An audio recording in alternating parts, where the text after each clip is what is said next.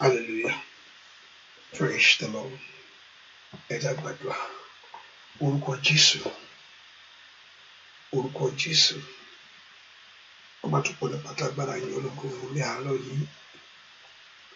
A gbé ọ̀gá fún oore ọ̀fẹ́ ńlá. Èyí tí ìwọ Ọlọ́run fún wa. Láti tọ̀ ìwọ Ọlọ́run wá. A gbé ọ̀gá fún iṣẹ́ ìyanu rẹ̀. A gbé ọ̀gá fún iṣẹ́ agbára rẹ̀. A gbé fún wọn tí ìwọ Ọlọ́run ń ṣe lọ́wọ́lọ́wọ́. A gbé gbogbo tí wàá parí. Lọ́pọ̀ tí wàá ṣetán nínú ayé wa.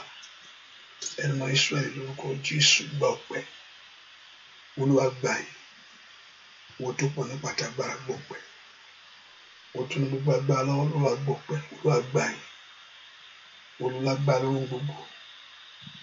Olùlágbára lóhun gbogbo. Ẹnu Ísírẹ́lì gbọpẹ́. Ẹnu Ísírẹ́lì gbà yín. Ìwọ Jésù agbójú wa sókè sọ. Olúwa bá wa pàdé. Owó ẹ̀mí mímọ́. Ṣiṣẹ́ rẹ láàárọ̀ yìí. Nínú ayé ẹnìkankan. Ìwọ ló ní iṣẹ́. Iṣẹ́ rẹ bá gbogbo ọkàn pàdé. Touch every life. Bless every life. Break every satanic yoke. Do something great. Do something new. Visit us, O God. Ṣé ohun tuntun nínú ayé wa. Dára ńlá. Dábìrà ńlá. Ṣe ìyanu. Ṣe ìyanu. Manifest yourself. Ọlọ́run àtọ̀ wá. Ẹbí ọ̀rọ̀ rẹ. We are here tonight. Ní àṣálẹ́ yìí ní òru ìní. For your divine touch of God. Fún ìfọwọ́kàn agbára ìwọ Ọlọ́run. Fún ìyanjú. Láti yanjú gbogbo. To give us the victory. Láti lànà fún ayé wa. To turn things around for us, O God. Láti yóò padà fún wa. To bless us, O God. Father, manifest yourself. Fi ara rẹ hàn. Jésù ṣe bẹ́ẹ̀. A ó sì yìn ológo. Láì lórúkọ Jésù Kristi. Olúwa tó lùgbàlà wa. Àmín. Ẹ ká gbóhùn wa sókè sí Ọlọ́run. Let us lift our voice before the Lord. Mo ká yìn Ọlọ́run yìí. I want us to thank the Lord for everything. Mo fẹ́ kó gbóhùn rẹ sókè. Ṣé n tó ní ọ? Let's appreciate Him for what He has done for us. Ẹ ká yìn fún ńlá tó ti ṣe inú ayé wa. He wants us to come to Him with heart of thanksgiving. Ó fẹ́ ká wá síwájú rẹ̀ pẹ̀lú ohùn ọpẹ́. Ọlọ́run fẹ́ ká wá síwájú òun pẹ̀lú ọpẹ́ ni. Ọpẹ́ lórí kíni. Ohun gbogbo tó ti ṣe náà ni. What He has done for you. Ohun tó ṣe inú ayé rẹ̀. What He has done in your life. What He has done in my life. Inú ayé àwọn ọmọ. Ó tọ́pẹ́. Ó fẹ́ ọpẹ́ náà. He wants that praise from us. He wants that worship from us. The Lord wants that adoration from every one of us. Ó ń fẹ́ ọpẹ́, ó ń fẹ́ ọpẹ́, ó ń fẹ́ ọkàn tó lọ́pẹ́. As we look into your life and thank Him and look deeply for what He has done for you. Ó ṣe inú ayé rẹ̀. He has done so many things in your life. He has done so great things in your life, in my life, in the life of your children. He has done marvelous things for us. Christ has done marvelous things for us. Your salvation, ọ̀pọ̀lọpọ̀ but díẹ̀ ló dáhùn. Náà àwọn tó rí orí ọ̀fẹ́ gbà láti dáhùn ó kà wọ́n. So jẹ́ ká gbé Jésù ìga fún orí ọ̀fẹ́ yìí. Let's appreciate this God for this grace and this privilege that He has given to us to come to Him láti mọ̀ láti mójúbọ Ọlọ́run yìí. Jésù ṣe o. Jésù ṣe o. Olùgbàlà ṣe. Jésù ṣe o. Makata labasu to perusete. Ọlọ́run fẹ́ kó mọ rírì orí Ọlọ́run. I want us to thank Him. Ọlọ́run ó ṣe inú ayé wa. ṣe inú ayé ọmọ wa. Thank him that you are alive. Pé pé àwa la jẹ gbèsè. Ọlọ́run kò jẹ́ ẹnikẹ́ni kankan. Bẹ́ẹ̀ ni Ọlọ́run kò jẹ́ ẹnikẹ́ni kankan. Àwa la jẹ́ ní gbèsè ọpẹ́. Bẹ́ẹ̀ ni àwa la jẹ́ ní gbèsè. Tí ìyàrá sọ náà rẹ̀ pé Ọlọ́run àwa la jẹ́ Ọlọ́run ní gbèsè. We own him. A jẹ́ ní gbèsè ọpẹ́. Dúpẹ́ lọ́wọ́ rẹ̀ sẹ́. Ọba tí ó fi àánú gbà ọ́. Ọba tí ó fi àánú kó ọ yọ. Ọba tí ó fi àánú ńlá wá ayé rẹ. Somebody appreciate him and give that thanks to him. Ẹ gbé Ọlọ́run ga kó fi ọpẹ́ yẹn fún. Ẹ kó fi ọpẹ́ fún Ọlọ́run. Jésù ṣé o. Jésù ṣé o. Lórí ayé mi ni ó ṣe. Lórí ayé àwọn ọmọ mi ó mọ̀ ṣe. Ẹ kó dúpẹ́ lọ́wọ́ Ọlọ́run yìí. Kábíyèsí ó ṣé o. Olùgbàlà ló mọ̀ ṣe. Thank him. You can't thank him enough. Ọpẹ́ yẹn ò tí ì tó. Ọpẹ́ mi kò tó. Ojoojúmọ́ ni ó máa dúpẹ́. Ẹ jẹ́ ká yọ̀ Ọlọ́run lógo. Ojoojúmọ́ ni ó máa yọ̀. Ọpẹ́ wo ò tí ì tó. Your thanksgiving is not enough. Ọpẹ́ rẹ ò tí ì tó. Ọpẹ́ mi ò tí ì tó.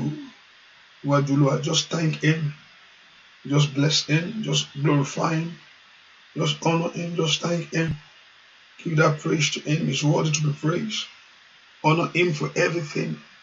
Thank him for your life. Even if you thank him all day, ọ̀pọ̀lọpọ̀ ìgbà mi ọ̀pọ̀lọpọ̀ àrọ̀ pé bó ń ṣe ń dúpẹ́ òun ò gbàdúrà òun gbà ohun tí Ọlọ́run gan fẹ́ ló ṣe.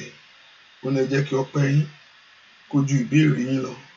So when you are thanking him, you are acknowledging God's blessing, and the blessing of him will multiply in your life. So thank him, worship him, glorify the name of our God. Bless the Lord. Thank Jesus. Appreciate him.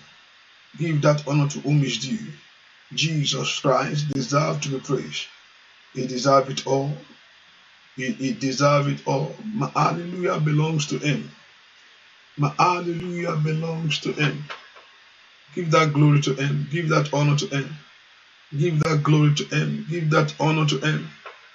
Give that glory to him. Give that honor to him. Give that glory to him. In Jesus' name we pray. Amen. I don't know whether people can hear me on Facebook or YouTube. I don't know whether YouTube is on. I don't know. Let me check out. Hallelujah. So if you are not on, I'm trying to. No, you're not on. Hallelujah. Praise the Lord. I don't know whether people can hear me on YouTube. I'm trying to look for it myself. I can see it. Is there anyone on YouTube? Those that are waiting on YouTube. Is it coming? So what I'm going to do is that I've tried to see. Just I can't do Ọlọ́run fúri ọ̀fẹ́. I can't do Ọlọ́run fúri ọ̀fẹ́. Just thank him. Give praise to him. Give praise. Give that praise to him. Thank him for everything. Thank him for everything. Thank him concerning your life. Thank him concerning the life of your children. Thank him for your family. Thank him. Thank the Lord. Thank the Lord. Thank him for everything concerning your life. Thank you, Jesus. Thank you, Jesus. Thank you, Jesus. Thank you, Jesus. Thank you, Jesus, for everything. Olúwa mo gbé ọ̀gá. Olúwa mo yìn ọ́. Olúwa mo gbé ọ̀gá. Olúwa mo yìn ọ́. Just thank him. Olúwa mo gbé ọ̀gá. Olúwa mo yìn ọ́. Thank him for what he's doing. Thank him for his protection. Kò sí ilé tó sanwó mẹ́. Sanwó fún kankan o. You never paid him for it. Orí ọ̀fẹ́ ló fún wa láti pa ọ́ mọ́, láti dá wa sí. It's a grace being given to us to be alive. It's a grace of God. over our life. It's the grace of God, the grace of God over our family. Thank you, Jesus. In Jesus' name we pray. I'm going to restart it. I'm very sorry to do that. For those on Facebook, yes, I will restart it and let's see what's happening. God bless you. So please, I'm going to restart the Facebook and let me see if we can be able to bring people in from the YouTube. God bless you. I'm very sorry to do this.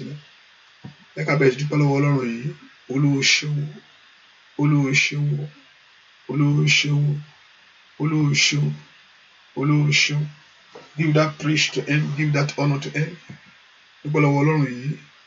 Ọba tó pọ̀ nípa kábíyèsí rẹ bàbá, kábíyèsí rẹ bàbá, Olúwa ṣeun fún iṣẹ́ ìyanu rẹ, Olúwa ṣeun fún iṣẹ́ ìyanu rẹ, Olúwa ṣeun fún iṣẹ́ ìyanu rẹ, Olúwa ṣeun fún iṣẹ́ ìyanu rẹ, Olúwa ṣeun fún orí ọ̀fẹ́ rẹ. Give that praise to him, give that honor to him, give that honor to him, give that honor to the Lord. Lord, we thank you. Lord, we worship you. Lord, we exalt you. Lord, we magnify you. Lord, we praise you. Blessed be the name of God. Thank you, Papa. Thank you, Jesus. Thank you, Daddy. Thank you, Lord Jesus. Dúpẹ́ lọ́wọ́ Ọlọ́run bẹ́ẹ̀. Olúwa ṣeun. Olúwa ṣeun. Olúwa ṣeun. Olúwa ṣeun. Olúwa ṣeun. A yìn ọ́ fún orí ọ̀fẹ́. A yìn ọ́ ọba mímọ́. A yìn ọ́ olórí wa. Àwa yìn ọ́ olùgbàlà. Ọba tó ṣàgbára wa. A yìn ọ́ ọba mímọ́. A yìn ọ́ olórí wa. A yìn ọ́ olùgbàlà. Ọba tó ṣàgbára wa. A yìn ọ́ ọba mímọ́. A yìn ọ́ olórí wa. Àwa yìn ọ́ olùgbàlà. Ọba tó ṣàgbára wa. Olúwa ẹ̀yin la tóbi jù. Let's lift our voice and thank him. Olúwa ẹ̀yin la tóbi jù. Àríkìtì àràbàtà. Ẹ̀yin la tóbi jù. Olúwa, Olúwa ṣe o. Olúwa, Bàbá ẹ̀yin la tóbi jù. Olúwa, ẹ̀yin la tóbi jù.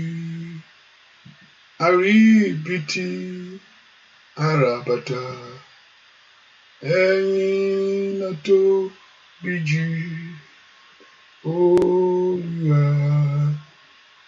Let's lift our voice and worship him. Let's begin to bless him.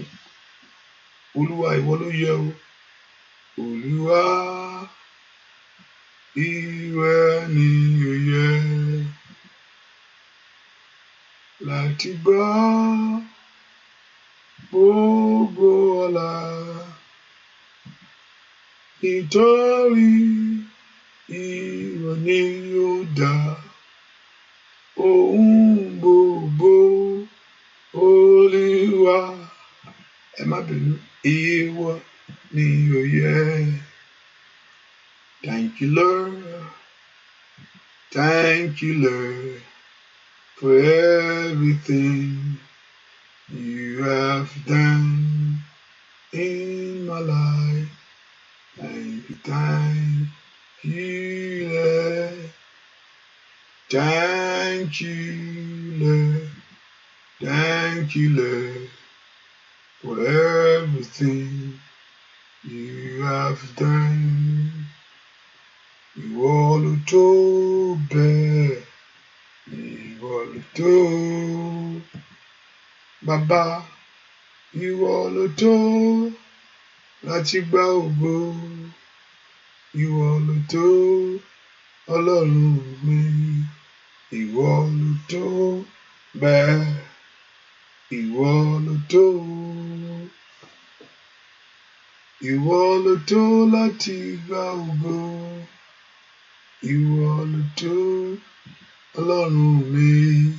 Thank you, Lord Jesus. Thank you, Lord Jesus. Just thank Him. Just thank Him. Just worship Him. Exalt Him. Glorify the name of our God. Thank Jesus. Thank Him. Just worship Him. Glorify Him. Just bless Him. Thank you, Lord Jesus. We thank you, Lord, for what you are doing. We thank you, Lord Jesus. We honor your name. Glory be to your name, O God. Glory be to your name, O God. Glory be to your name, O God.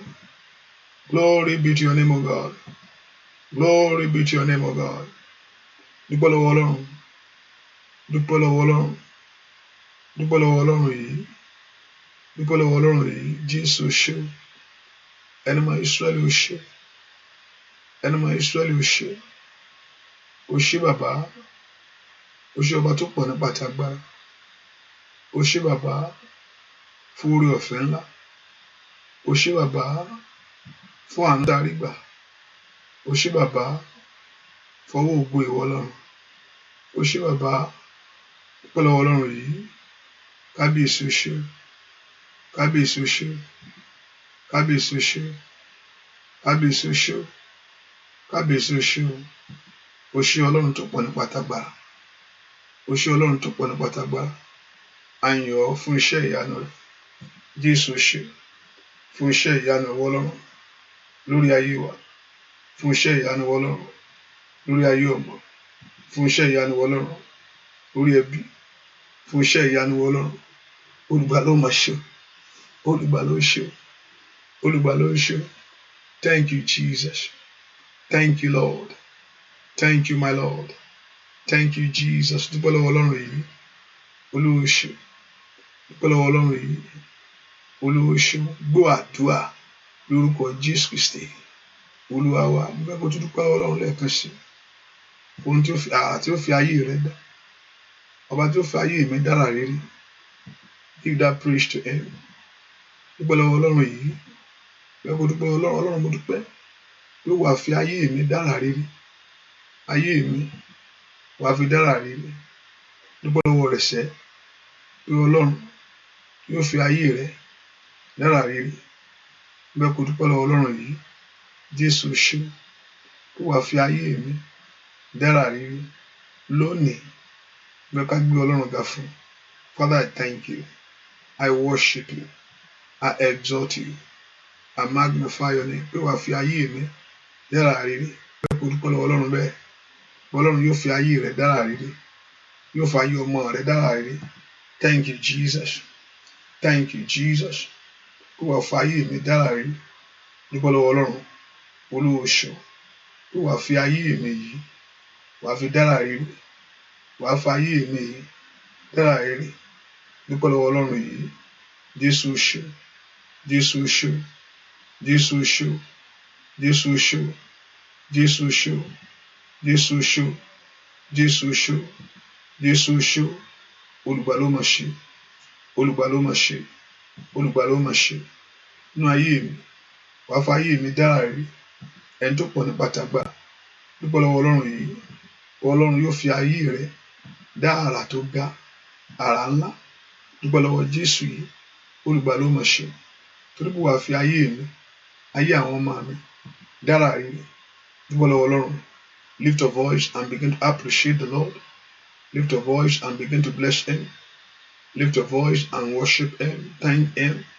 Ọba tí ó fi ayé rẹ dára rere. Ọba tí ó fi ayé ọmọ rẹ dára rere. Olùgbà ló máa ṣe. Olùgbà ló máa ṣe. Olùgbà ló máa ṣe. Olùgbà ló máa ṣe. Olùgbà ló máa ṣe. Dúpẹ́ lọ́wọ́ Ọlọ́run yìí. Olúwa ṣé. torí pé wàá fi ayé mi dára rere. Somebody lift your voice and appreciate him. Èèyàn kan kó gbé Ọlọ́run ga pé Ọlọ́run yóò fi ayé rẹ̀ dára rere. Olúwa o ṣeun pé wàá fi ayé mi dára tó ga. Ọba tó fi ayé àwọn ọmọ mi dára tó ga. Olùgbàlà o ṣeun, olùgbàlà o ṣeun, olùgbàlà o ṣeun. O ṣe inú ayé mi pé wàá fi ayé mi dára rere. Ọba tó fi ayé rẹ̀ dára rere. Olùgbàlà o ṣeun. Jésù o ṣeun torí pé ó fi ayé àwọn ọmọ mi dára tó ga. Yóò fi ayé ọmọ rẹ̀ dára. Ìta yaba so to pẹ́rù sẹ́tẹ̀.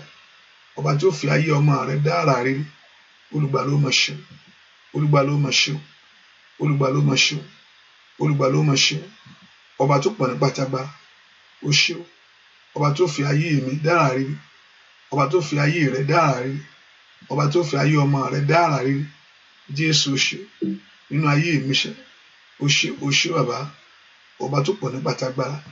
Ọba tó fi ayé rẹ̀ dára rere. Yóò fi ayé ọmọ rẹ̀ yóò fi dára rere. Jésù o ṣe. Olùgbàlà o ṣe ní gbogbo ọ̀nà sẹ́. Olúwa o ṣe, Olúwa o ṣe nínú ayé mi lónìí. Olúwa nínú ayé mi lónìí. Ó fi ayé mi dára rere. Ó fi ayé ọmọ mi dára rere. Yóò fi iṣẹ́ rẹ̀ dára rere. Dúpẹ́ lọ́wọ́ Ọlọ́run olùgbàlà. Ó fi ayé mi dára rere. Dúpẹ́ lọ́wọ́ Jésù yìí. Olúwa o ṣe fún fi ayé mi dára rere. Dúpẹ́ lọ́wọ́ Jésù yìí. Olúwa o ṣe fún ńlá tó ń ṣe. Olúwa o ṣe fún ńlá tó ń ṣe. Olúwa o ṣe fún ńlá tó ń ṣe. Olúwa o ṣe fún ńlá tí ìwọ Ọlọ́run ń ṣe. Olúwa o ṣe fún ńlá tí ìwọ Ọlọ́run ń ṣe nínú ayé ẹnìkankan lọ́wọ́lọ́wọ́ báyìí. Jésù o máa ṣe o. Jésù o ṣe. Jésù o ṣe. Olùgbàlà o ṣe. Olùgbàlà o ṣe. Olùgbàlà o máa ṣe. Olùgbàlà o máa ṣe. Olóore mi ò máa ṣe. Olùgbàlà ọba mi.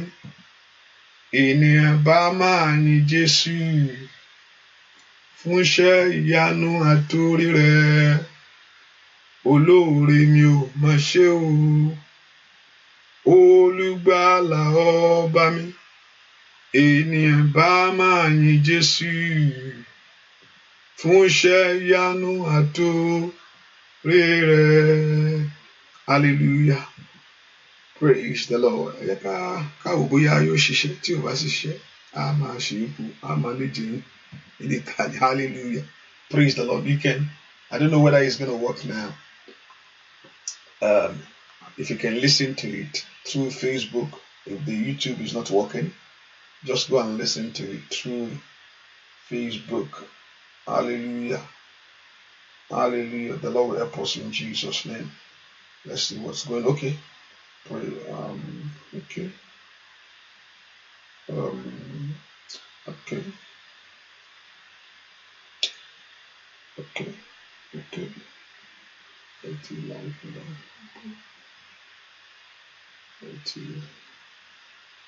Okay. Hallelujah.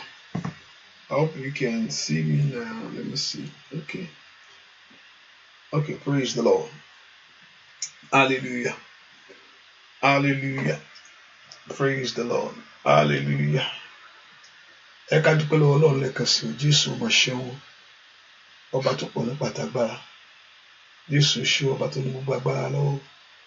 Jésù ṣe ọba tó ní gbogbo olódùdù lọ́wọ́. Jésù ẹni mọ́ Ísírẹ́lì ṣe o. Fún ìrànlọ́wọ́ fún àánú tí mo rí gbà. Dúpẹ́ lọ́wọ́ Jésù yìí. Jésù ṣe ọba ńlá tó pọ̀ ní pàtàgbára. Ọba tó kó àwọn tí ẹ yọ. Ọba tó dùn tí àwọn tí ẹ. Jésù mà ṣe o. Olódùmarè ó ṣe. Olódùmarè ó mà ṣe. Lift your voice and bless the Lord. Lift your voice and glorify the King. Dúpẹ́ lọ́wọ́ rẹ̀ sẹ́. Jésù ṣe o. Ọba tó pọ̀ ní pàtàgbára. Ọba tó pọ̀ ní pàtàgbára. Ọba tó pọ̀ ní pàtàgbára. Ọba tó pọ̀ ní pàtàgbára. Ó ṣe lórí ayé mi. Ó ṣe lórí ọ̀nà mi gbogbo. Ó ṣe lórí iṣẹ́ mi. Ó ṣe nínú ayé àwọn ọmọ mi. Olùgbàlà ó máa ṣe. Somebody thank him. Somebody glorify him. Somebody appreciate him. Jésù ṣe o. Jésù ṣe o. Jésù ṣe o. Olùgbàlà ó ṣe. Jésù ó máa ṣe o.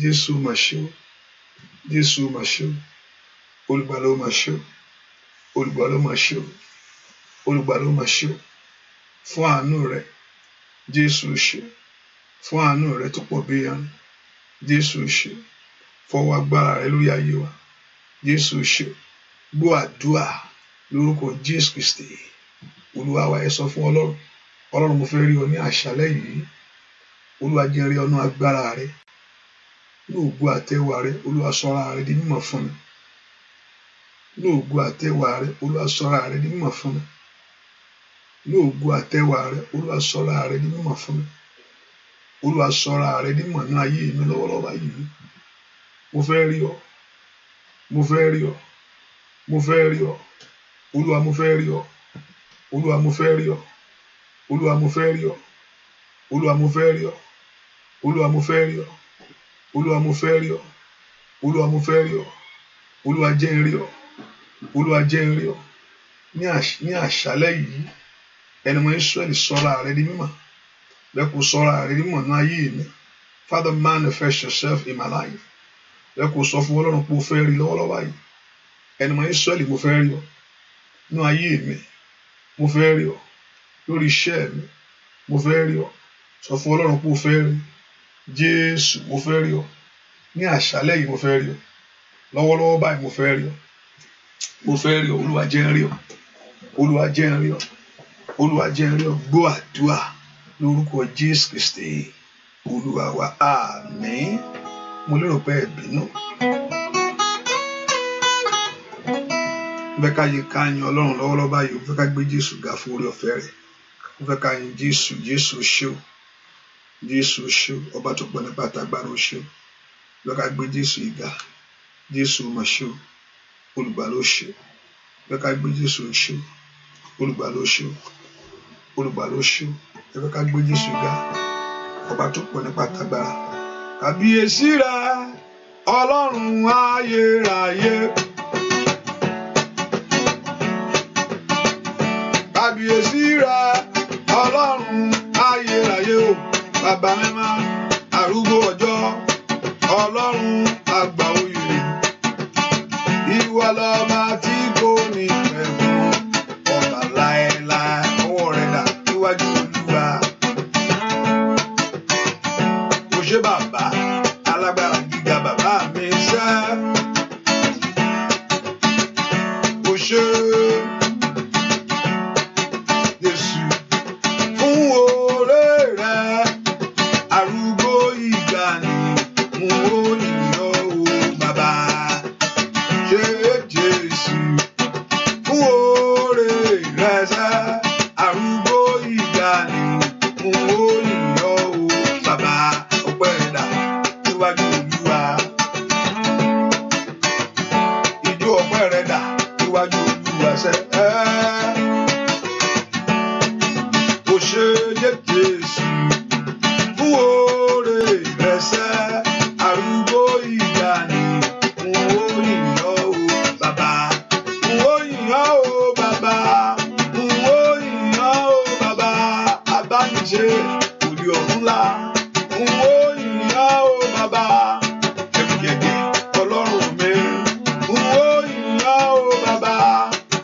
Arúgbó ìgbàanì, mo yìn ọ́ o bàbá. Arúgbó ìgbàanì ṣẹ́.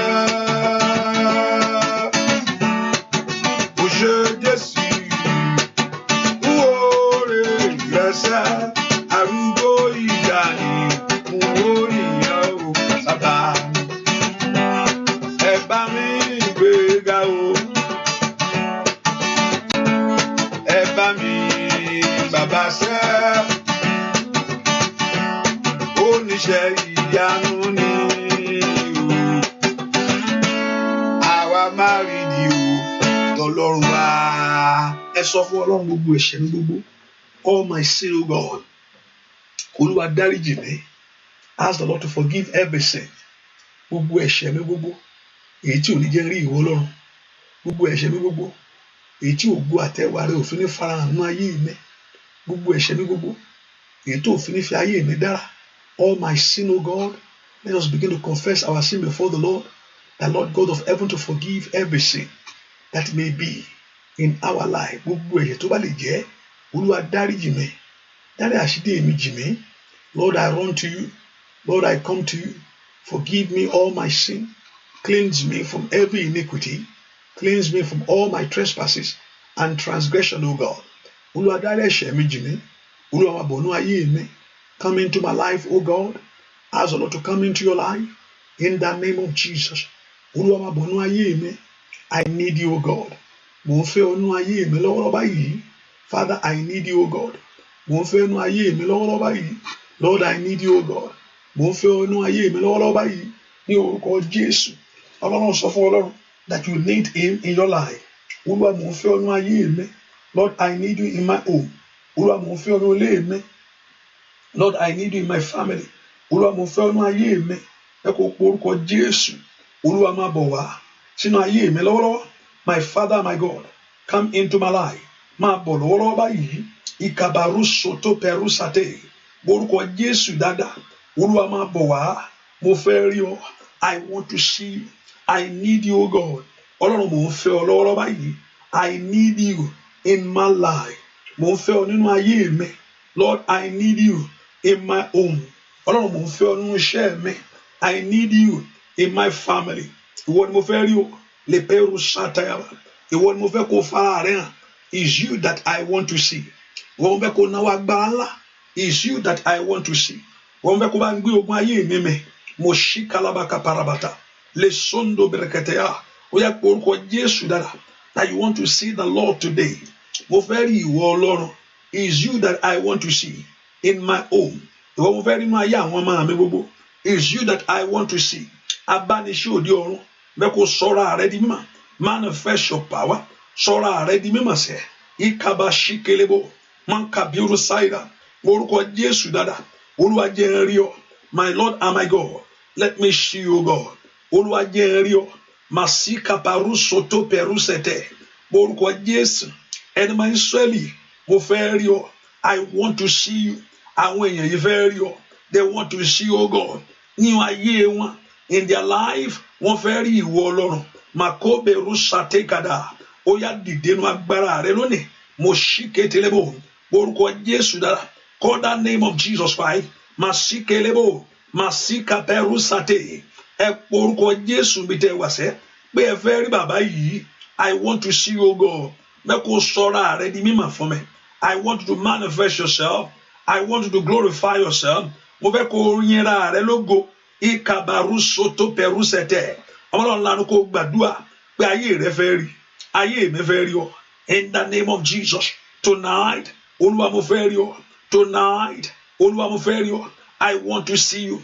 Mo fẹ́ kó sọ́ra rẹ di mímọ̀ nú ayé mi ni. Akaparu soto perusete. Mo fẹ́ kó sọ́ra rẹ di mímọ̀ nú ayé àwọn ọmọ mi ni. I want you to manifest yourself in my life. I want you to manifest yourself in your home. Mo fẹ́ kó di mímọ̀ fún mi ni.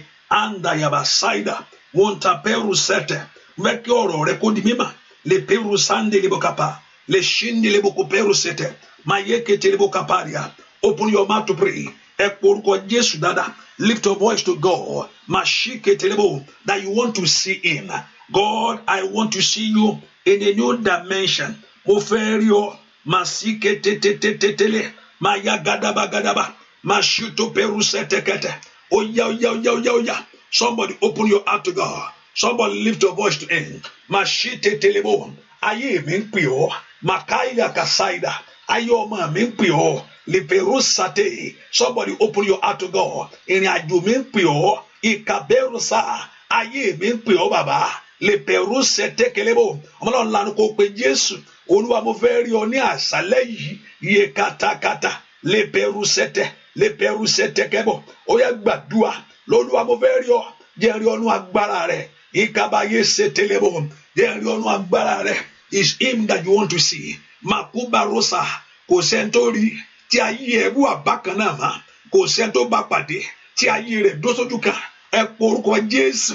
Lord, Ọlọ́run ní àṣálẹ́ yìí tàbí ní òwúrọ̀ yìí ní perusata.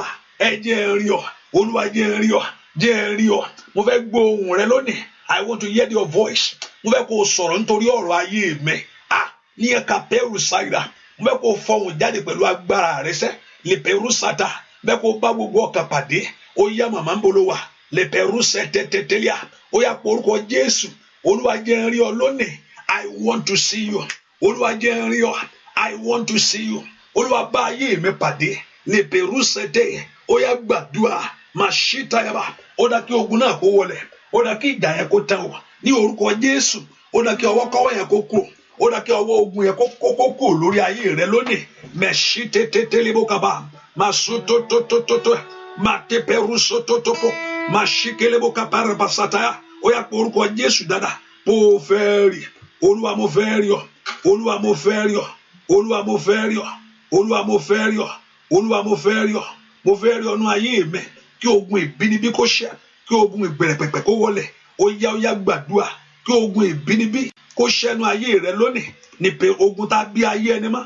ní orúkọ Jésù ogun tó bẹ̀rẹ̀ ní pẹ̀pẹ̀pẹ̀ lórí ayé ẹni that battle to come to an end in the name of Jesus orúkọ Jésù Olúwa mo fẹ́ rí ọ Olúwa sọ̀rọ̀ rẹ di mímọ́ Olúwa sọ̀rọ̀ rẹ di mímọ́ ó yá di mímọ́ fún ayé mi lónìí di mímọ́ fún ayé àwọn ọmọ mi di mímọ́ lórí iṣẹ́ mi manifest yourself manifest your power manifest your glory I want to see you in a new dimension I want to see you gbọ́ àdúrà lórúkọ Jésù Kristi Olúwa wa gbogbo ohun tí ò ní jẹ́ rí ọ Olúwa mú kúrò níwájú mi lónìí anything that before me that will not allow me to see you ohunkóhun tí ń bẹnu ayé mi tí ò ní jẹ́ rí ọ Olúwa palẹ̀ rẹ̀ mọ́ Lord remove it ayé mi ń pè ọ́ my life is calling you ayé ọmọ mi ń pè ọ́ ayé mi ń pè ọ́ ohunkóhun tí ò ń jẹ́ kí n rí ọ ohunkóhun tó bá lè jẹ́ tí ò ń jẹ́ kí ìwọ Ọlọ́run di mímọ̀ fún mi ohunkóhun tí ò ń jẹ́ kí agbára rẹ di mímọ̀ fún mi ó yá mú kó wájú mi lónìí ohunkóhun tó bá lè jẹ́ I want you to open your mouth to God with everything that's in my life that will not allow me to see you tí ò ń jẹ́ kí n rí ìwọ Ọlọ́run bẹ́ẹ̀ kó porúkọ Jésù Olúwa mú kúrò nú ayé mi lọ́wọ́lọ́wọ́ Olúwa mú kúrò nú ayé mi lọ́wọ́lọ́wọ́ ohun tí ò ń jẹ́ kí n rí ọ ohun tí ò ń jẹ́ kí n rí ìwọ Jésù yìí ohun tí ò ń jẹ́ kí n rí ọ Olúwa mú ohunkóhun tó bá lè jẹ́ fi àánú mú kúrò fún mi everything that may be that will not allow me to experience you tí ò ń jẹ́ kí n rí agbára ìwọ Ọlọ́run kò yẹ kó máa gbọ́ nípa agbára Ọlọ́run nìkan ó yẹ kí agbára yẹn kó di mímọ̀ nú ayé rẹ ni you should not be hearing about the power of God alone the power of God should manifest your life bẹ́ẹ̀ kí èèyàn máa gbọ́ pé Ọlọ́run lè ṣe léyìí ó yẹ kó bọ́ ọ ṣe tiẹ̀ náà ní Olúwa lè ṣe léyìí o Olúwa lè lànà Olúwa lè fún ẹ ní ìbùkún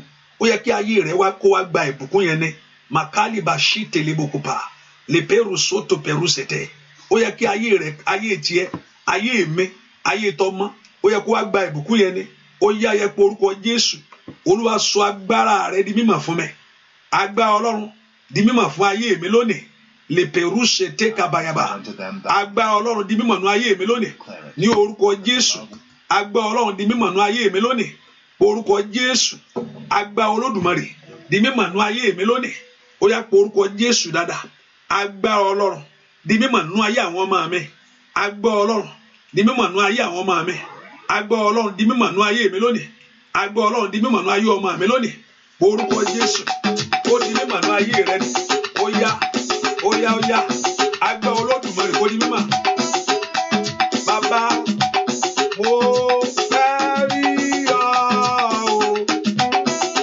Jésù mi máa bọ̀ ó yá o mo fẹ́ rí ọ Jésù mi máa bọ̀ mo fẹ́ rí ọ Jésù mi máa alágbára mo fẹ́ rí ọ Jésù mi máa bọ̀ kó fara rẹ mọ́ Pétérù Bàtílómẹ́ù ó mọ̀ rí ọ ó yá mo fẹ́ rí ọ nínú àdúrà eléyìí mo fẹ́ kó sọra rẹ di mọ̀ fún ayé mi ni o ayé ọmọ rẹ lórí iṣẹ́ rẹ ni lórí ọ̀nà rẹ gbogbo ayé rẹ kó mórè jáde o. Kò dígbà ọjọ́ orí lásán sórí. Aláàánú rẹ yóò ṣàánú ayé rẹ. Bàbá, mo fẹ́ rí ọ o. Jésù mi máa bọ̀. Óyá óyá óyá o. Mo fẹ́ rí ọ. Óyá. Jésù mi máa bọ̀. Aláàánú mo ṣàánú iṣẹ́ rẹ wò mí.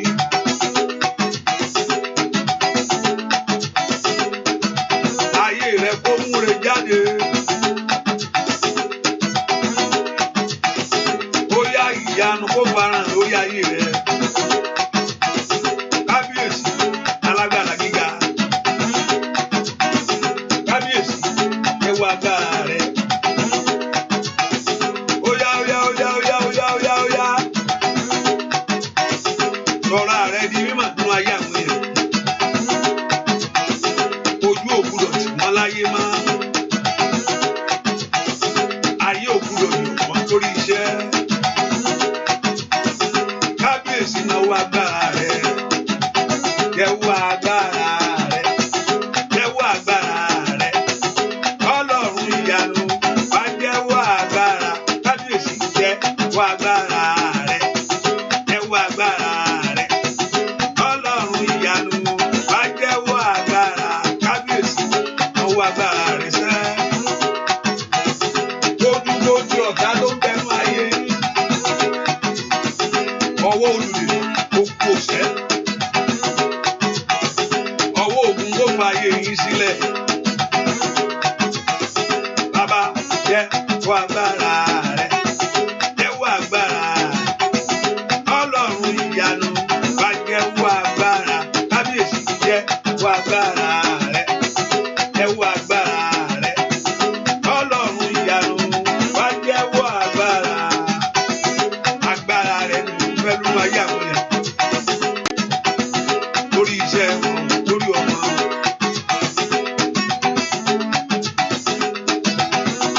Ayé yìí kò ríre. Ayé yìí kò ní ìbùkún látòkè lọ. Gbogbo oore dẹ̀ ń wá kó ṣẹlẹ̀.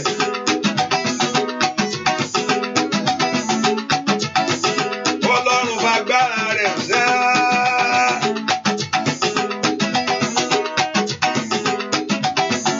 Ó fara rẹ̀ lórí ayé ọmọ. Gbogbo omijé kọ́lọ́run kó nù ú. Bàbá jẹ́ wá agbára rẹ̀. Jẹ́ wá agbára rẹ̀. Ọlọ́run ìyanu wá jẹ́ wá agbára. Óyá óyá jẹ́ wá agbára rẹ̀. Jẹ́ wá agbára rẹ̀. Ọlọ́run ìyanu jẹ́ wá agbára.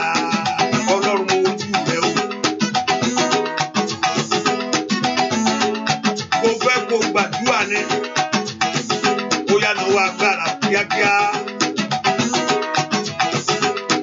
Káyé lè mọ̀ pé ìwọ ni Ọlọ́run o. Ẹ gbé orí yìí sókè o. Ọba ògo wọlé wá. Ẹ gbé orí yìí sókè. Gbogbo àṣetì. Ọba mi ti dé. Ẹ gbé orí yìí sókè. Ọba ògo wọlé wá o. Gbé orí yìí sókè.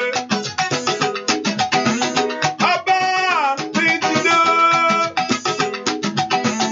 Òní Jésù ti dé. Ìwọ àṣetì. Òní Jésù ti dé. Oníṣẹ́ ti dé.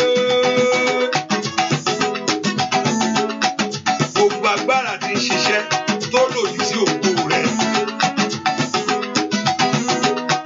Ó yẹ ẹ palẹ̀ mọ́. Gbogbo pàtí ayé ẹ̀ jáde o. Gbogbo ọ̀rọ̀kọ̀rọ̀ ẹ̀ jáde sá. Gbogbo ohun ẹ dákẹ́. Gbàdúrà ní mọ́wòrán.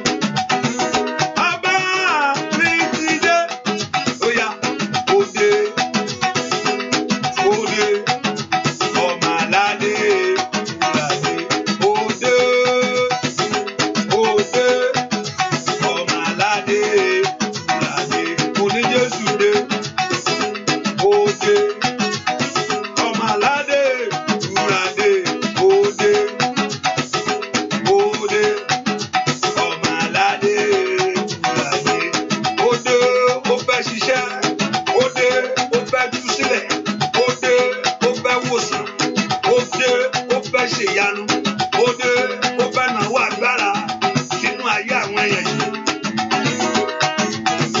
Bàbá òde ọmọ làdé làdé òde òde ọmọ làdé làdé bóyá lẹ́wọ́ agbára rẹ̀ lẹ́wọ́ agbára rẹ̀ Ọlọ́run ìyanu wá jẹ́wọ́ agbára.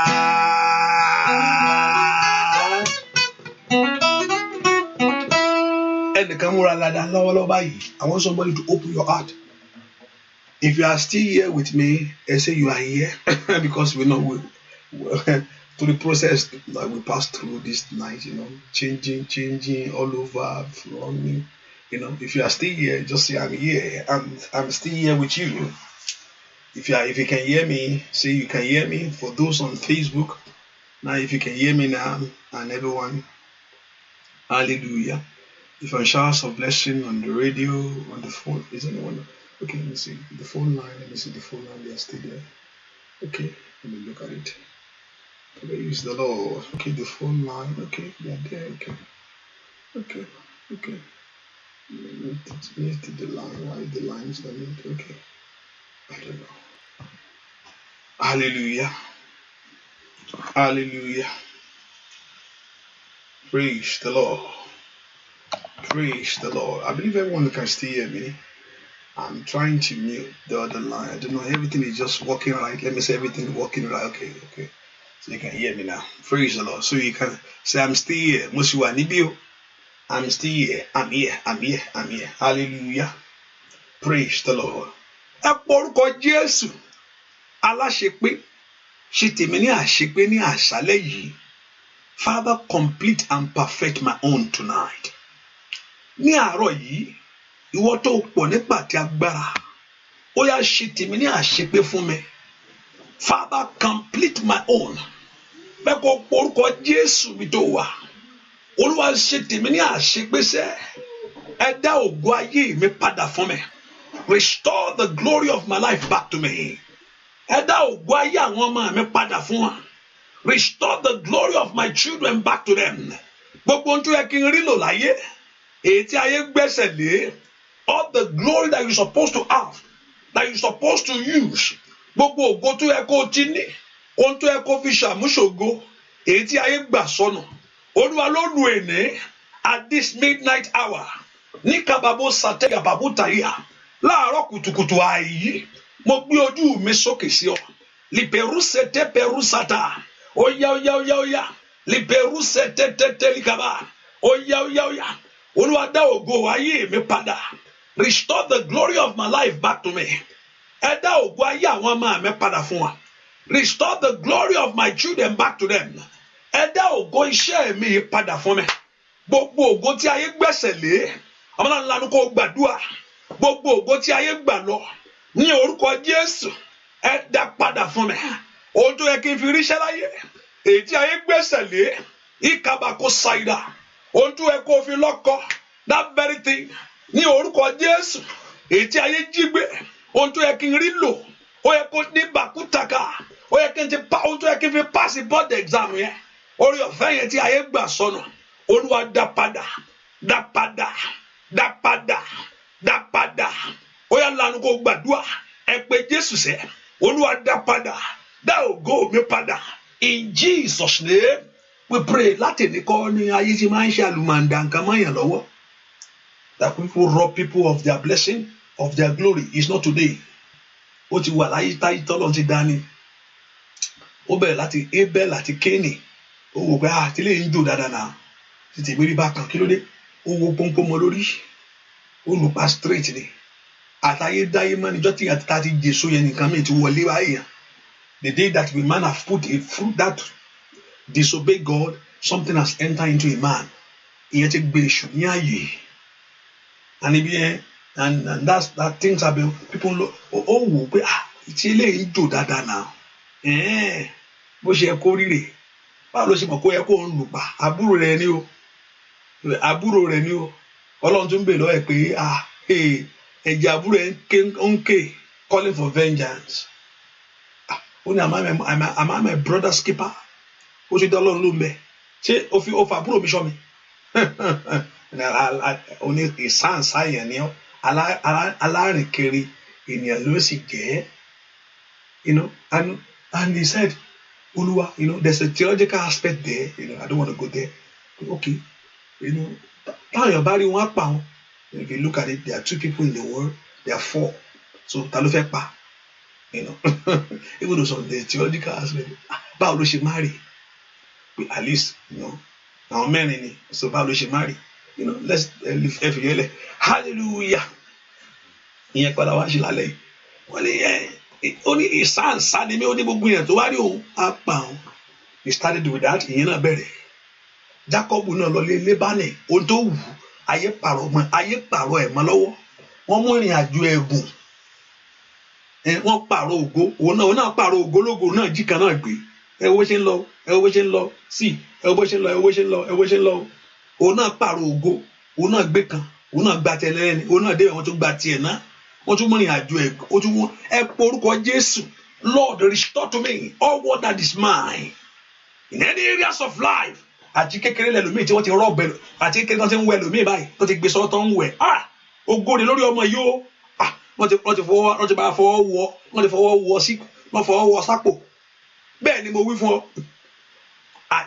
àti kékeré mo ń bọ̀ sọ I'm talking now ó yà bí kí mo ń sọ̀rọ̀ pé kí ni pásítọ̀ yìí sọ àti kékeré tó wo orun yẹn ẹni tó wo ògo yẹn tó fọwọ́ wọ orun yẹn tó wọ nǹkan míì kúrò mẹ́ẹ̀ káàdì báwo ni ṣáìdà tó wá ju ayé ẹni sí kòròfó mọ́ndàyà ṣáìdà pure ṣáìdà yíkàlíyà kó ṣàlẹ̀ pẹ́ọ́rì kàlíyà ẹni tó gbé dání jòjòló tó wo orun yẹn tó pọ̀ tó fọwọ́ wọ irun yẹn tó wọ nǹkan míì jáde kó mẹ́ẹ̀ kí ni léyìí ògo lọmọ ẹrú yìí Jésù wọ́n rí ògo rẹ̀ ni so àti ológo yẹn wọ́n ṣe kéré àwọn rí ìmọ́lẹ̀ kan tàn jáde màkàlì pàórí ṣáìdà àwọn fẹ́ẹ́ tẹríba fún láti bẹ́ẹ̀ wọ́n fẹ́ wọ́n ògo yẹn sọnù ní ẹ pọ orúkọ Jésù gbogbo ń tán gbà sọnù lọ́wọ́ mi o àǹdà yàbàká ṣáìdà Jésù ọwọ́ rẹ ló wà ẹ dá ògo ọmọ mi padà ẹ dá ògo ayé mi padà ó dá mi mọ́ òṣì láyé mẹ̀ṣídà bàkán bẹ̀rù ṣáìdà ó dá ayé mi mọ́ pọ̀jù Ọlọ́run ní kó wá gbé ayé jagun Ọlọ́run ní kó wá gbé ayé sọkún ó ní kó wá fi ògo náà lẹ̀ come and demonstrate my glory gbogbo ẹni tó wọ ògo sọnù ajógógbé agbógo sálọ àtẹ ògo rí ní orúkọ Jésù ètí ń bẹ rìn àjò ayé mi Olúwa dìde ràn mí lọ́wọ́ dá ògo mi padà ó yẹ ọmọ náà lanu kó gbàdúrà orúkọ Jésù orúkọ Jésù orúkọ Jésù ọba tó pọ̀ ní pàtàgbára mikabiru sáyẹ kìtàlíyà ó yá dá ògo mi padà ìkàtẹ́lì àgàrà gbogbo ẹni tó ju ayé mi sí kòròfo ó yá anyone that have empty your life gbogbo ayé ti empty lọ́wọ́lọ́wọ́ every dreams that enemy have empty tó wá sọ sí kòròfo mikabiru sáyẹ ó yá ń bolo wa lè bẹ̀rù sẹ kẹtẹkẹtẹkẹtẹ ó yá dá ògo mi padà dá ògo mi padà dá ògo mi padà dá ògo mi padà gba ògo mi fún mi ó yá màṣítà tẹtẹtẹ ó yá ọmọ ńlá ni kò gbàdúrà níbo ló wà libiru sẹtẹtẹ ẹ dá ògo mi padà ẹ dá ògo mi padà ẹ dá ògo mi padà ó yá gbọ́ àdúrà lórúkọ Jésù Kristi Olúwa wa o lè fi ránṣẹ́ nísìnyí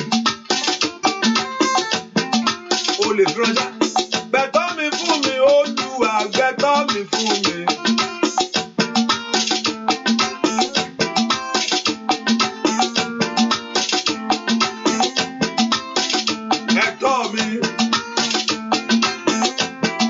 Ẹ̀tọ́ rẹ dàsẹ́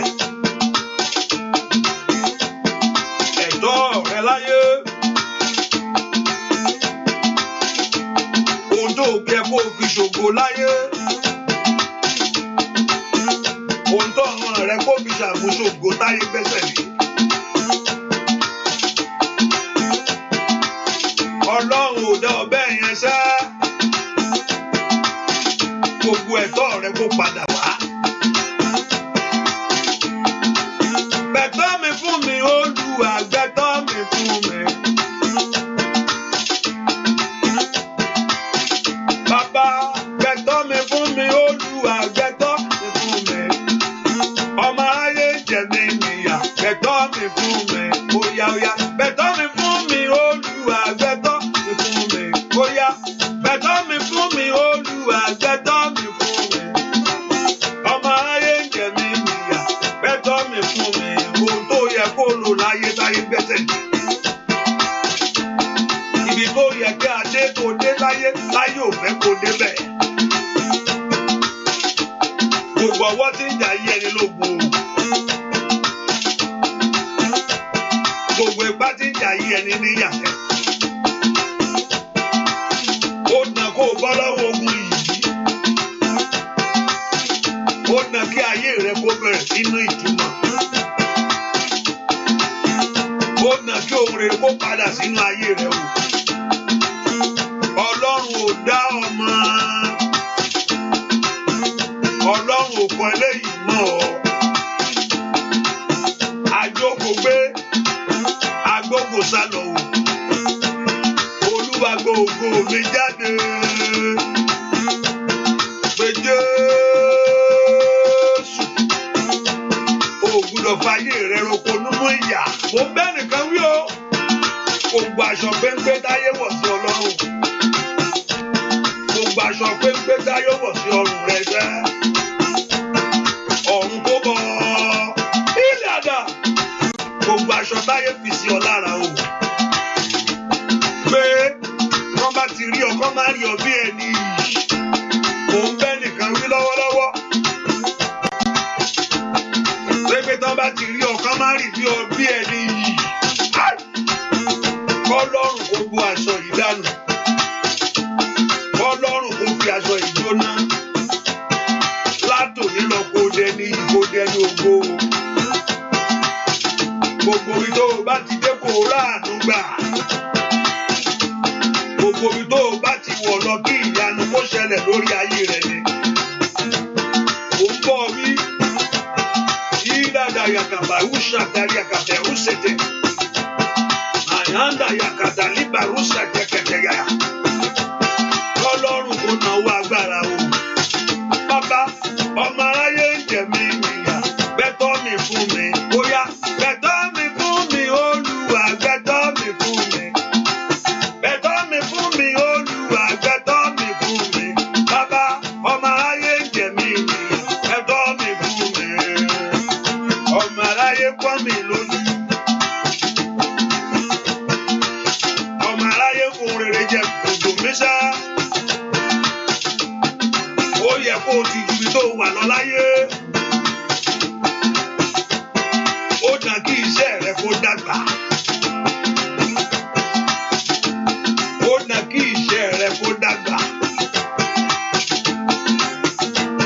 Ó dà kí ayé rẹ kó rírì láyé sẹ́. Ọlọ́run kó fún rere ràn án lọ́wọ́ sẹ́. Bàbá ọmọ aráyé ń jẹ mí níyà. Gbẹ̀tọ́ mi fún mi. Ó yá gbẹ̀tọ́ mi fún mi, Olúwa, gbẹ̀tọ́ mi fún mi. Gbẹ̀tọ́ mi fún mi, Olúwa, gbẹ̀tọ́ mi fún mi. Ọmọ aráyé ń jẹ mí níyà. Gbẹ̀tọ́ mi fún mi. Ọmọ aráyé ń jẹ mí níyà. Gbẹ̀tọ́ mi fún óyá. Gbẹ̀tọ́ mi fún mi. Olúwa, gbẹ̀tọ́ mi fún mi nínú ọdún yìí. Gbẹ̀tọ́ mi fún mi lórí ọmọ. Gbẹ̀tọ́ mi fún mi lórí iṣẹ́. Gbẹ̀tọ́ mi fún mi. Orúkọ Jésù, ọba tó pọ̀ ní pàtàgbára. Ohun tí ó tọ́ sí mi tí ayé gbà sọnù. Ohun tó tọ́ sí ayé mi tí ayé jókòó lé. Tí yóò bá múra dáadáa yẹn ẹlòmíì ò ní rí o. Ọgbàgbẹ̀fẹ́, àfagbára wọ̀ ní, àfijàgbà ní, gbogbo aṣọ tí ayé wọ̀ fún ọ pé kó má nìyí. Ẹnìkan mọ̀ bẹ́ẹ̀ gbogbo aṣọ tí ayé wọ̀ fún ọ pé ìyí sọnù. Gbogbo aṣọ ní kéèyàn máa tẹ́. Gbogbo aṣọ ẹ̀tẹ́. Káyàn wò èèyàn kan máa bà. Ẹ fílẹ̀ jọ kí ló ń ṣe? Ẹ fílẹ̀ jọ. Òde bí wọ́n ní ó fi ẹ́ lẹ̀jọ́. Òtún dé bí wọ́n ní kan fi ọ́ lẹ̀jọ́. Ẹ fílẹ̀ don't leave her alone, just leave her alone. Òde bí wọ́n ní kan fi ọ́ lẹ̀. Ilé ọdọ́ tó níbo ló wá fẹ́ sá sí? Gbogbo aṣọ tó ní kí n máa tẹ́. gbogbo aṣọ ìyà, gbogbo aṣọ táyé wọ̀ fún mi èyí tí ò jẹ́ káyé rí ògo yẹ, gbogbo aṣọ náà tó tọwọ́ bọ ògo ayé mi, Olúwa bọ́ ẹ̀tọ́ mi gbà fún mi ní òru èní ni. Jákọ́bù mú tiẹ̀, ó lóun ò fẹ́ tí í sọ mọ́, ibi tí í sọ tí òun dé tó gẹ́, Olúwa súre fún mi, gbẹ̀tọ́ mi fún mi. Ó yá ọmọláńlá kó gbàdúrà, lift your voice, begin to pray. Olúwa gbẹ̀tọ́ mi fún mi, àkókò tó, ìrì ayé mi dà, ìrì ayé ọmọ mi dà, ní orúkọ Jésù. Olúwa gbẹ̀tọ́ mi jáde. Màmá gbàdúrà, kàbírù kàtàyàrá, ṣàtúbẹ̀rù ṣẹ̀tẹ̀, ẹ̀tọ́ mi dà, ẹ̀tọ́ mi dà, ẹ̀tọ́ mi dà, ẹ̀tọ́ mi dà, ẹ̀tọ́ mi dà, ẹ̀tọ́ mi dà, ẹ̀tọ́ mi dà, ẹ̀tọ́ mi dà. Ó yá màmá, ní orúkọ Jésù. Kàbàkútà bàkútà kàtà, ó yá lórúkọ Jésù. Ẹ̀tọ́ mi dà, ó kò bẹ̀rù ṣẹ̀tẹ̀, límbẹ̀rù ṣàtìkàbà, ó yá gbẹ̀tọ́ mi jáde, ó yá gbà, níbo ló wà, gbà, níbo ló wà, gbà, níbo ló wà, gbà, níbo ló wà, gbà. Lọ́wọ́ èèyàn ni Olúwa ló gbà wá, gbẹ̀tọ́ mi fún mi. Ọmọ yẹ mí láyé o, ọkọ yẹ mí láyé o, ìbùkún yẹ mí láyé o, àṣeyọrí yẹ mí láyé o, ayé láti rọrùn fún mi ni. Ní orúkọ Jésù, ìgbà láti san mí ni. Níbo ló wà? Ní orúkọ Jésù, ẹ wá jáde, ẹ wá jáde, ẹ wá jáde, ẹ wá jáde. Olúwa mi ti gbà o, Olúwa mi ti gbà o, bá lọ gbà wá. Olúwa kò tí ì dé o, bá mú wá. Ó yẹ gbàdúrà, dúà lórúkọ Jésù Kristi Olúwa wa. Àmín. Mo fẹ́ kó o ṣe bí Daniel ni. Daniel sọ pé kíní yẹn ò tí ì dé, Olúwa ìbùkún yẹn ò tí ì dé o, ẹ mú lé mi lọ́wọ́, ẹ bá ń wá bá, ó ti fi ránṣẹ́, mi ì tí ì gbà o. Daniel kò dákẹ́, never silent to his case. Ó gbàdúrà Ọlọ́run, ẹni tó mo sọ fún ọmọ, ẹni tó ní ká béèrè, tó bá ní pé Ọlọ́run ò ń ṣe ìyàn ló máa, ó lè béèrè nǹkan lọ́wọ́ mi wọ́n pé ẹ ló padà lọ́la kí n lè pè é pé mo sorry, mi lè fún yín o, mo sorry, mi lè fún yín, mo sorry. Nǹkan mi lè kick in pé mo ti rò pé fún yín kíní yẹn, ṣùgbọ́n ó ti rò kọ́lọ́run tó sọ pé òun á fún yàn, ó ti rò gbogbo ẹ̀. He has put everything in plan, he has put everything in place. Kíní kan òjò ló bá rọ̀ lánàá yẹn, níbo lòjò ti ń bọ̀, ẹni tó lòjò lọ́wọ́ ni kò jẹ́ kí n lè jáde, àbí báwo báyìí ní ìrì mọ́tò wá ni, ó ti rò ta ló mọ́tò ń bọ̀. When God promised, he has settled it already. He has put everything in place. Ẹni tó ní kéèyàn béèrè is ready to give. And there's no comma there. Ask and it shall be given to you. Is that not the promise of God for your life? Ọ̀rọ̀ Ọlọ́run fún ayé wa nìyẹn, òun ló sọ bẹ́ẹ̀. Do you think it's a lie? Do you think that is not working? Or God just says for fun? God is not a man. Ẹ jẹ́ kí n kàn sọ̀rọ̀, ẹ jẹ́ kí n gbé sórí gbẹ́gí, ẹ jẹ́ kí n ga sókè. Mo ń tí ìṣẹ̀ ní má wọrí ẹjọ́, mo ń sá ni, mo ń sáwò ni, kò sí kankan tó ń bọ̀. Èèyàn ni ẹ o, ìyẹn á sọ pé máa wọrí náà, kí ló ń ṣe é, máa fún ẹ náà, ẹ ṣọ náà, mo ní máa fún ẹ, kí ló mí máa fún ẹ, gbogbo ojú sáyé báyìí mo kàn ń ga ni, ẹ ṣọ mo ń ga ni, pẹ̀lú gbogbo wọn tẹ́sọ̀ yìí, bẹ́ẹ̀ ṣe lè rí pé alágbára ní ẹ máa ṣe gbogbo ẹ̀ tó, pé ẹ máa falẹ̀, mo ń sá ní ẹjọ́ máa bá tiẹ̀ lọ, mo kò dismiss ẹ ní, mo kò tì síwájú. Ó ṣe kí ni mi tì síwájú èèyàn no, that's a man, ṣùgbọ́n kò ń ṣe Ọlọ́run, that's not God. Ó ti rò ó, yes, ó ti finish here already. Dàpé mo fẹ́ fún ní kíní, ẹ béèrè máa fún yín, I'm going to give to you. Ó ti rò ó, ẹ porúkọ Jésù, Olúwa mi tí gbà kò tí ì dé o. Makari power side. Daniel pariwo, ohun tí wọ́n béèrè wọn ò tí ì gbà. Ọlọ́run bí kí ló ṣẹlẹ̀? Mo ti fi kíní ìránṣẹ́, mo ti fi kíní ìránṣẹ́. Ẹ porúkọ Jésù. Makali abako shoto beru satayaba, liperu soto peru. Ask the Lord, meshiketeya, I've not yet received it yet. Make a way out for me. Porúkọ Jésù. Masika peru sotoba. Ask the Lord, my Father, make a way out for me in the name of Jesus. I have not yet received it. I have not yet received it. My blood, you told me to ask you. You told me to knock the door. I have not not yet received it. Can somebody lift a voice to God? In the name of Jesus.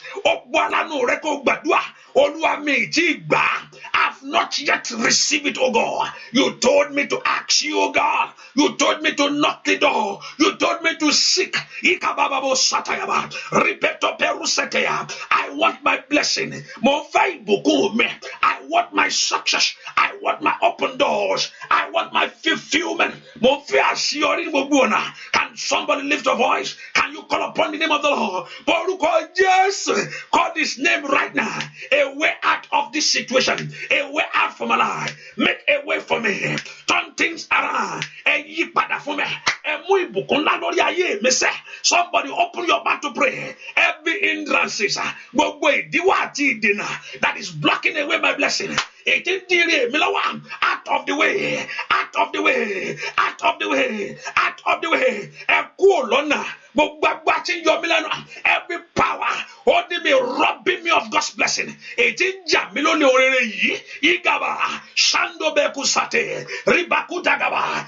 Jesus' name, we pray. I want you to lift your voice to God. I want to go Jesus. The Bible told us, until you get it, you never stop. That's all. You never stop to ask.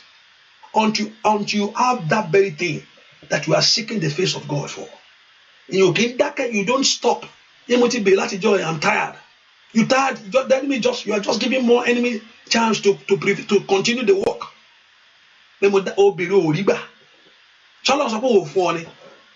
Have you? God told you that He's not going to give anyone? Call me that God told me that He's not going to give to me. So what can I thought we will discuss that.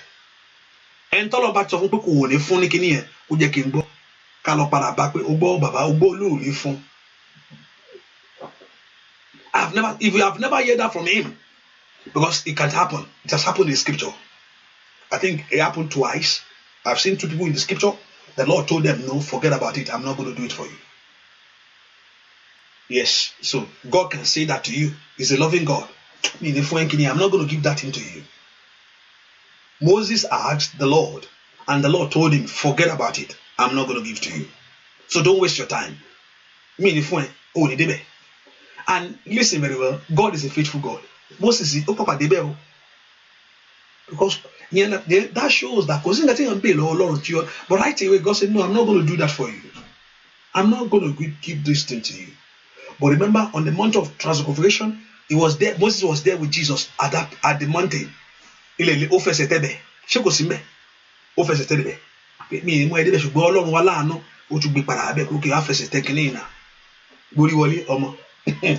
And Paul also went before the Lord. And the Lord said, my grace is sufficient for you. I'm not going to do that. Forget about it. So don't waste your time. Don't ask me that. So God can say that to you. Listen, my daughter, I don't think that is good for you. I'm not going to give to you. He's a loving God. Why? Why? Why? You can tell us. So if God say that to you, it makes the journey so easy, so you don't have to waste your time. You know? But you have never heard that from him. Neither whether by dreams or by vision or by the servant. And forget about it, my sister. God is not going to do that for you. And there's certain things, even though you can go back to God and say, no, you said this by your word. So I'm part of the candidate. He has no choice. He has to do it. Because he honors his word more than his name. It's not a man. I'm just deceiving you. A man can do that to you. A man can say that to you. I'm just telling you just to leave me. But I want you to go back to him. I want you to go back to I've not yet seen that baby. Me, open to the door for me. Me, oh yeah, Elana, open the door. He said all over for me. I've not yet received it. Me, you are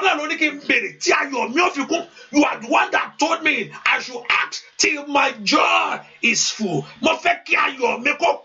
I want my joy be full.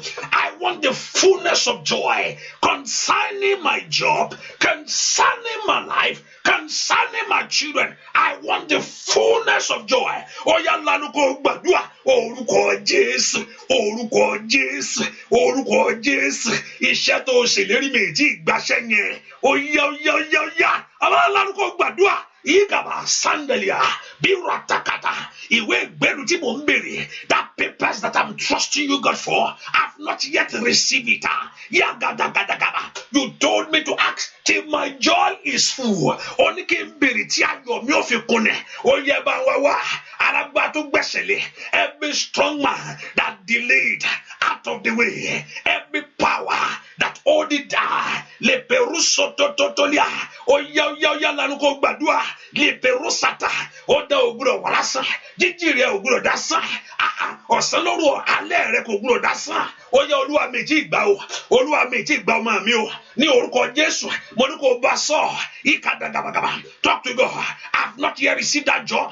I've not yet carried my baby. Ikabarosata. I've not yet get the house. I've not yet have the car. Oya gbàdúrà. Oya bá ń gbẹ̀rẹ̀ mi wá. Bring it to me. Give it to me. Somebody pray. Give it to me. In the name of Jesus. Bèrè. Open your mouth and talk to God. Bàbá rẹ ni. Can you talk to him? In the name of Jesus. I've not yet received it, oh God. I've not yet received it, oh God. In the name of Jesus. Give it to me. Give it to me. Open your mouth to pray. Gbàdúrà sẹ́. Elana me. Open that door. In the name of Jesus. Make a way. Elana ye. Make a way. Open the door. Rabakatakada. In Jesus' name we pray. Amen. Hallelujah. How many of you are carrying along with me? Don't worry, just raise up your hand, raise up your hand. Please, hurry up. If you are not yet receiving that thing, then wave your hands in the air. Hallelujah. I will go before the Lord. Allah no support Veshiyano.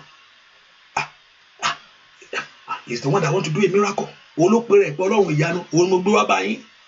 He called himself a miracle God. That's the one that present to you. So you must have it.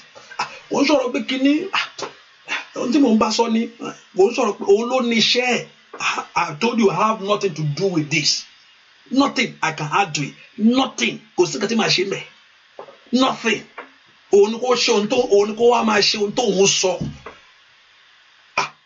Òtúrẹ́ ń tó lọ sí iléeṣẹ́ rí tó ní pé kó lọ wá bọ̀ fún ara rẹ̀ ta ló jẹ́ sójà tó ní kó lọ wá bọ̀ wá rí pé ẹ lọ wá bọ̀ yín wá kò dà pé sójà yẹn ò pé nù kó padà sílé. Olóníṣẹ́. Have you ever seen anyone that enlist into the military and say go and look for your gun by yourself, provide the weapon for yourself? The one that called already have the weapon, take the weapon, go. Olóníṣẹ́, and now the battle. Something great must happen in your life. And let me know. Ọlọ́run ló sọ̀rọ̀. Jẹ́jẹ́ mú gẹ́gẹ́ bí it's not a man. Ohun tó pera ẹ̀ ni kò ṣe. Ohun tó pera ẹ̀ ni kò jẹ́. Ẹ porúkọ Jésù, call the name of Jesus Christ wherever you are. Olúwa mi tí gbà á. Ó ṣèlérí pé ó pèsè. Olúwa bá gbogbo àìní pàdé. You promise that you will deliver your people. You promise. Listen very well. Don't play when I say you don't have to type. But if you want to type, but make sure you raise up your hand wherever you are. Hallelujah. You can feel àdúrà ṣeré pé wọ́n sọ̀rọ̀ wọn dákẹ́ má dákẹ́ o ọ̀pọ̀lọpọ̀ wọn sọ nǹkan mi àdákẹ́ agídí inú rẹ nu o. Hallelujah. Tó tiẹ̀ child, that means you show that you are long. Praise the Lord. At that moment, submit yourself under the Spirit of God. Pastor mi àwọn sọ̀rọ̀ wo ti ka Bíbélì jù. Kí ló ń sọ náà? Ó bẹ́ẹ̀ kó gbé báyìí ẹ kó jáde kó mẹ́ kíákíá tó bàbá ara rẹ mú. Ibi tó bá ti sọ where they are telling you to do this and you say no, kò lè work. Hallelujah. I'm telling you, bó ṣe rí nìyẹn.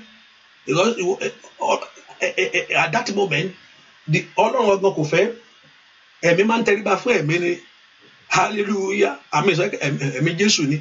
I'm just saying to you, not here. You probably don't be here. Anywhere you find yourself, tó bá ti mọ̀ ẹ́ kò wọ̀ gbé báàgì alélé erékété I see you later níjẹ́ bẹ́ẹ̀.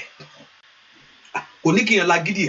àmàjọ ọ̀nà kan bí mi máa ná kàkàtà o gbé báàgì ẹ̀ kókó ni out of it hallelujah tó o bá tiẹ̀ tẹ lọ́wọ́ ẹ̀ sókè sọ fún Ọlọ́run Lord I'm still waiting for my miracle Olúwa mò ń dúró de ìyanu I'm still waiting for my open heaven I'm still waiting for my miracle Daniel bèèrè lọ́wọ́ Ọlọ́run Ọlọ́run sọ pé for the first day that you open your mouth to know the wisdom the heaven has released the blessing to you. He called upon the Lord. That's why we know that God is not a man to lie. He has answered him. Tell the Lord, Father, me ti gba ọmọ tí mo béèrè. I mo kind power side. Ọkọ tí mo béèrè, I've not yet received it. Me shida bakumba rosa. Olúwa ìwọ ló ṣèlérí. You are the one that declare. Now give to them now. Every hindrance is blocking that blessing not to come to you. Gbogbo agbára tí ń di ọlọ́wọ́ tí ò fẹ́ kí ìbùkún yẹn wá bẹ́ẹ̀. Gbogbo agbára, every power, that power of failure. Gbogbo ègún, èyí tí ń gbére yẹn sáré palẹ̀ mọ́. Gbogbo ẹ̀ṣẹ̀, ìkàbàkú Satan, every sin holding you, robbing you of this blessing. Tí ẹ pé ò tí ì rí nǹkan tó yẹ tó ti ń bèrè yẹn. Ọlọ́run ní lọ́wọ́, he has it in abundance. Yàgàbàkàlà, receive it. Ẹgbà, bàbá mi ò, wọ́n láwọn ò tí ì gbà. Mẹ́sàndà yàgàbà, wọ́n láwọn ò tí ì gbà. They have not yet received it. Gbogbo àwọn èèyàn yìí, wọ́n láwọn ò tí ì gbà kíní yẹn. Ní Parusata, ẹ̀yin áńgẹ́lì ọ̀run kílẹ̀ ń sè. Màwúrà pàkàtàyàbà, ní Perusata, open the doors of heaven.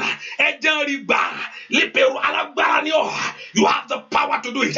Ìkàbàyàbà, open their doors. Begin to give to them. Ní orúkọ Jésù, ohun táwọn èèyàn ń bèrè tí wọ́n ti gbà yìí. Ẹ̀yin ọ̀run ò, ní Perusata, begin to give to them. Begin to give to them. Open the door. Ṣe bí ọ̀rọ̀ rẹ bàbá. Ṣe bí ọ̀rọ̀ rẹ bàbá. Ṣe bí ọ̀rọ̀ rẹ bàbá. Ṣe bí ọ̀rọ̀ rẹ bàbá. Ṣìkàtàgàbà. In their life, in their home, Likapaya. According to your word, ẹ ṣe bí ọ̀rọ̀ yín bàbá. Ní orúkọ Jésù, Lípẹ̀rù tó bá jí ẹ̀ṣẹ̀ ni. Bàbá dáríjì. Lípẹ̀rù sàtẹ̀. Lípẹ̀rù sàtẹ̀kẹ̀tẹ̀. Máa yá kàtàkàtàkàbà. Máa sọ́tọ̀ tọ́lẹ̀. Father, open their door. Receive it. Receive it. What you are believing God for. Ó tẹ̀ ń gbọ́dọ̀ ń gbọ́ fún yẹn. Tí ẹ ti gbà yẹn. Tí ò ti wá yẹn. Tí ò ti farama. Ẹ gbà. Ní orúkọ Jésù. Receive it. Every spirit of hindrances and obstacle. Every power robbing you of God's blessing. Every power robbing you of that glory. Ọlọ́run tó ṣèlérí. Ọba tó ṣèlérí ọ̀rọ̀ rẹ̀. Rabakabakabakaba. Rapateketekeba. Mashekelebokaba. Leperosetekeba. Ó yẹ gbélé wọn lọ́wọ́. Gbélé wọn lọ́wọ́. Gbélé wọn lọ́wọ́. Gbélé wọn lọ́wọ́. Gbélé wọn lọ́wọ́. Gbélé wọn lọ́wọ́. Gbélé wọn lọ́wọ́. Gbélé wọn lọ́wọ́. Gbélé wọn lọ́wọ́. Receive it. Receive it. Nah. Receive it. Nah. Receive it. Nah. Let the kingdom that gather against it. Gbogbo ìjọba tó fọwọ́sowọ́pọ̀ ní orúkọ Jésù. Gbogbo alágbára tó lu agbára wọn tó ní kò ní ṣe é ṣe. Bẹ́ẹ̀ kò ṣe ayé yìí. Olúwa ṣí wọn lọ́wọ́ ṣẹ́. Stop them, O God. Stop them, O God. In Jesus' name we pray. Ọlọ́run á ṣe nítorí nǹkan kan. God is going to do it because of his word. Á sì ṣe nítorí orúkọ rẹ̀. Á sì ṣe nítorí májẹ̀mú tó sọ. You are here tonight to get your deliverance. Ẹ wá lálẹ́ yìí láti wá gba ìtúsílẹ̀ ni. Ohun tó sọ pé òun máa ṣe ni kó òun fẹ́ tú àwọn èèyàn lẹ̀. Kì í ṣèyàn kì í parọ́. Ó láti dìde gẹ́gẹ́ bí akọni ogun ni. Olúwa ó máa dó ti ọ̀rọ̀ ẹ ní àṣálẹ́ yìí, ní àárọ̀ yìí. You will stand by your word. Àwọn èèyàn yìí ti dé. Wọ́n náwó sókè pé nǹkan táwọn ń wá òun ò tí ì rí o. Wọ́n láwọn ò tí ì rí kíní yẹn tó ń wọ́n mọ́ sọ pé òun ò tí ì rọmọ yẹn. Ó dẹ̀ ní lọ́wọ́. Ṣé bí wọ́n lọ sọ fún ọ̀rọ̀ rẹ pé ohun tá a bá ní pé ká fún un pé ká má sọ fún. Don't tell your neighbor to come back. When you have that thing in your hand, nígbà tó wà lọ́wọ́ ẹ̀, Ọlọ́run wọn ti dé báyìí. Àwọn èèyàn wọn láti gba eré ayé wọn lọ lónìí ni o. Ẹ̀yin áńgẹ́lì Ọlọ́run ti ń bá èèyàn gbogbo agbára kágbára, every power ní orúkọ Jésù tó wà níwájú tí ń dènà gbogbo májèmú tó ní kò ní ṣe é ṣe. Olúwa gbogbo ẹ̀ ló lágbára lórí ẹ̀. Agbára rẹ̀ pọ̀. Agbára rẹ̀ pọ̀. Agbára rẹ̀ pọ̀. Your power is alive. Agbára rẹ̀ wà síbẹ̀síbẹ̀. Ó dá kí àwọn èèyàn kó dunnú. Ikabako sata.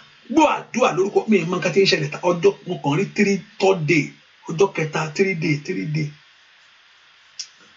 dàpé 3 number 3 kí ni mẹ́ta 3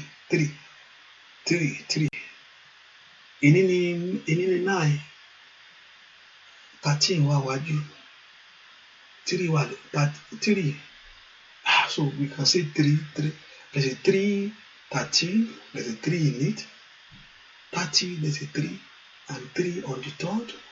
Olúwa kí ló ń sọ nípa 3? What are you saying by 3? 3 I'm just saying 3. Hallelujah. Number 3. Okay, I will know. 3. Hallelujah. Praise the Lord. Hallelujah. 3.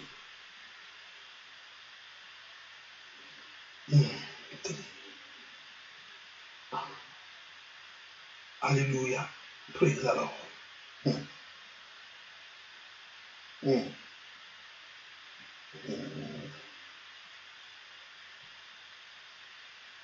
Hallelujah. I know today is 10. I know. Thank you. Hallelujah.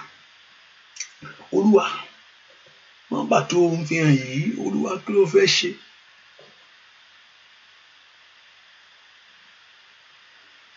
Ìyanu tó ń bọ̀ kó farahàn kíákíá.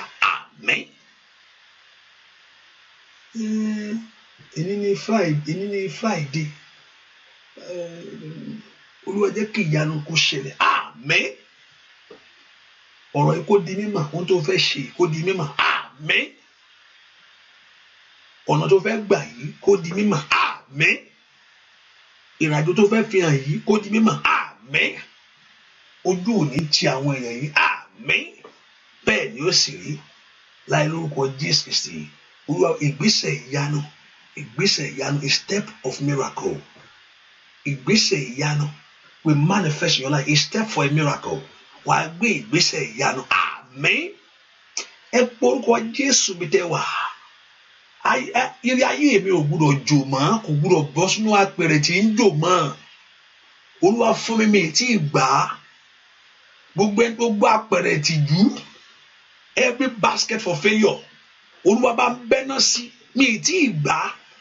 Ó ní tó o bá ti gbà má ṣeré o, lọ́ba kó má ṣe. Ó ní wàá béèrè, ask till your joy is full, until your joy is full. Olúwa sọ fún Ọlọ́run, ọmọ tó ṣèlérí pé wàá fún mi pé màá bí mi tí ì rí bí, ọkọ tó ní màá fún mi tí ọkọ yẹn ò tí ì wà, ilé tí o ní màá kọ́, ilé yẹn mi tí ì rí kọ́ o, iṣẹ́ tó ní wàá fún mi, that very job you promise me ó máa wá tó ní kí n bèrè mi tí ì gbà á. Ẹ̀yin ogun ọ̀run ẹ lọ gbà, ẹ gbé fún mi, ẹ fi lé mi lọ́wọ́ báyìí. Give it to me now. Iṣẹ́ yẹn fún mi báyìí. Ilé yẹn fún mi báyìí. Gbogbo agbá olùdìnnà, apẹ̀rẹ̀ tí ń gbárí ayé mi sọnù, apẹ̀rẹ̀ tí ayé ń kórí ayé mi sí, apẹ̀rẹ̀ tí ń jò Mikaeli Akasaida, èyí tí ò lè gba ohun rere, tí ò lè gba ohun rere dání fún ayé mi. Ẹ̀yin ogun ọ̀run ẹ fi náà sí. Give it to me, O God. Ẹ gbárí ayé mi fún mi. Somebody lift a voice to God. Ire ayé mi tí mo ti ń dúró dè, kábàkábàkàtà lè sọ́dọ̀ bẹ̀ rọ̀ṣẹ̀tẹ̀ yàkàtẹ́ kiriba. Ó yá lanu kó gbàdúrà, ẹ gbàjáde. Ó yá ire ayé àwọn èèyàn yìí, Olúwa gbà. God give to them. Olúwa gbàjáde fún wa. Your blessing. Olúwa fún yín lónìí. Ire ayé ń tẹ̀ ń dúró dè. Ọmọ yẹn kó ṣẹlẹ̀ in 24 hours. Kó ṣẹlẹ̀ before 7 days. Kó ṣẹlẹ̀ kóṣù tó parí. Kó ṣẹlẹ̀ kọ́dún tó parí. Kó ṣẹlẹ̀ ẹ̀ríire yẹn gbà. Rí gbàṣẹ. Àkókò yẹn kó gbà. Ó ti tó àkókò. Ó máa sátatata. Mẹ́tò pẹ̀rú sọ́tọ̀tọ̀. Máa yẹ kẹtẹlẹ́bọ̀. Máa sí kẹtẹlẹ́bọ̀. Ó yá gbàdúrà. Mẹ́sù tótótó. Somebody pray. Máa sí kẹtẹlẹ́bọ̀. Hallelujah. Máa sórí ọ̀fẹ́ àdúrà méjì. I will share the grace. Ó ti tó àkókò. Ó ti tó àkókò.